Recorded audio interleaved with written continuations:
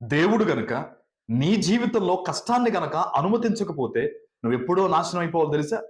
కష్టం వచ్చింది గనుకనే ఈరోజు మనుషులేంటో నీకు అర్థమవుతుంది. కష్టాన్ని దేవుడు అనుమతించాడు గనుకనే రూపాయి విలువేంటో నీకు అర్థమవుతుంది.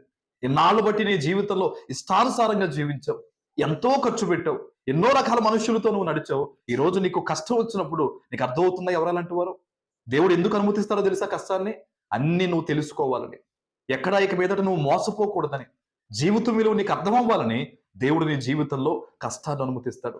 ఈరోజు కష్టం వచ్చింది ప్రభువా, నిన్నే నమ్ముకున్నాను ప్రభువా, నీవంటూ నాకుంటే ఎందుకు ఈ శోధన వచ్చిందని నువ్వు అడుగుతున్నావు. కానీ అయ్యా, ఈ పరిస్థితి ద్వారా నన్ను నువ్వు మార్చినందుకు నీకు స్తోత్రాలని ఎంతమంది చెప్పగలుగుతున్నారు? రానున్న రోజుల్లో నువ్వే దేవుణ్ణి స్తుతిస్తావు. ఆనాడు దేవుడు కష్టాన్ని అనుమతించాడు కనుకనే నా జీవితం బాగుపడిందండి.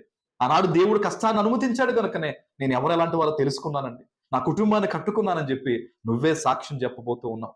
ఈ ఉన్న కష్టంలో కూడా నమ్మకంగా దేవుని కొరకు నిలబడు. కష్టాన్ని కూడా దేవుడు నెమ్మదిగా మార్చి సమాధానం ఇచ్చి నేను ఉన్నతమైన స్థానంలో ఆయన నిలబెడతారు.